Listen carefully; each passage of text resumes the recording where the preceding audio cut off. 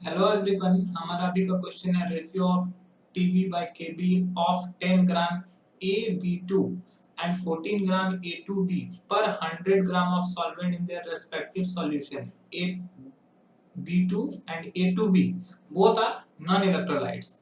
1 mole per gram both cases, hence atomic weight of A and B respectively. A और B का atomic weight क्या होगा? तो ये आई थिंक ये एलिवेशन इन बॉइलिंग पॉइंट से ये क्वेश्चन लिया गया है। आप लोग को पता होगा delta TB is directly proportional to the molality, और अगर हम लोग यहाँ पर इस चीज को हटाते हैं तो वहाँ पे कांस्टेंट आता है जिसका नाम है केबी। तो ये आपको पता है। और अगर हम लोग इस चीज को अगर मोलैलिटी m को मोलैलिटी जो है उसका अगर फॉर्मूला हम लोग यूज करें तो मोलैलिटी का फॉर्मूला हो सकता है मास of solute in KG by molar mass of solution, molar mass of solution in KG. Okay, तो और साथ में इसको मल्टीप्लाई किया जाता है mass of solvent in KG, साथ में इसको mass of solvent in KG. तो ये फॉर्मूला होता है। इसको शॉर्ट फॉर्म में अगर लिखो तो आपको याद होगा, अगर सॉल्यूट को हम लोग देखते हैं तो वो W2 से डिनोट किया जाता है, और अगर सॉल्वेंट का तो W1 से। तो ये मोलर मास है तो ये M2 हो जाएगा, क्योंकि और ये हो जाएगा W1।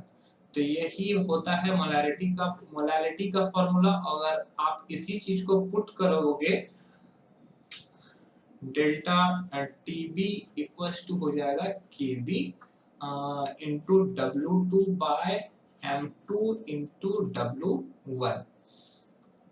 तो अगर M2 का यहाँ पे वैल्यू निकाला जाए M2, तो ये हो जाएगा केबी W2 by delta TB into W1। ऐसा कुछ कॉन्सेप्ट आपको देखने को मिलेगा।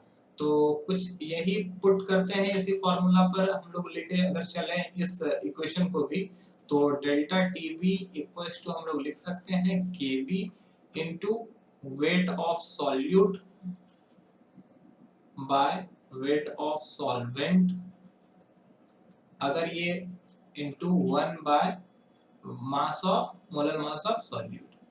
ये आपको देखने को मिलेगा। अगर ये ग्राम में है तो इसको 1000 से मल्टीप्लाई भी करना होता है।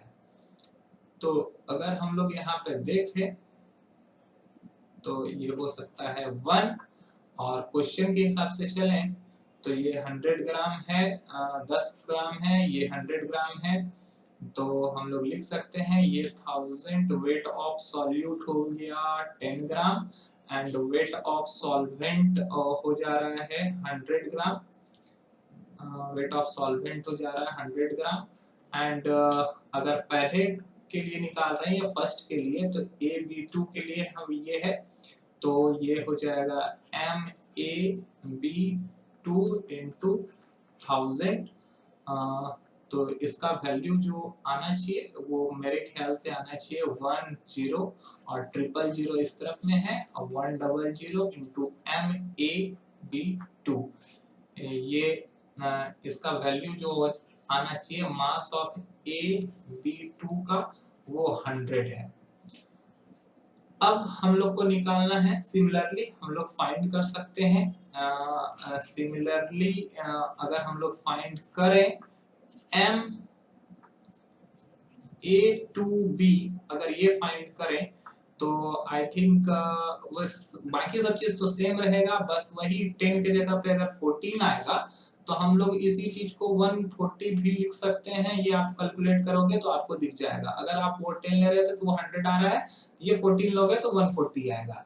और हम लोग को पता है अगर हम लोग 100 equals to MA plus 2MB, बोलो ये कैसे आप लिख रहे हैं सर? तो यहाँ पे ए का एक एटम है और बी का 2 एटम है, इसलिए ऐसा लिखा गया है। और अगर दूसरी तरफ से चले तो 140 equals to 2ma plus mb, ये ऐसा इक्वेशन दिखेगा। अगर आप इस चीज को बैलेंस करोगे, इसको 2 से अगर मल्टीप्लाई कर देते हैं तो ये हो जाएगा 200 equals to 2ma plus 4mb, और नीचे वाला हो जाएगा 140 equals to 2ma plus mb। इसको अगर हम लोग माइनस माइनस माइनस, ये कैंसिल हो जाएगा और ये हो जाएगा 60, और अगर यहाँ पे देखें तो 4 माइनस 3 3mb। तो अगर mb का वेट निकालें, mb इक्वल्स टू हो जाएगा 60/3 मींस 20, एंड ma का जो वैल्यू निकलेगा, पुट किसी में भी पुट करो, ma का वैल्यू जो निकलना चाहिए वो हो जाएगा 100 minus 2mb means 100 minus 2 into 20 means 60। तो ma का वेट हो गया 60 एंड mb का जो वेट हो गया वो 20। तो b is the correct answer. I hope ये आपको समझ में आया होगा। That's all, thank you.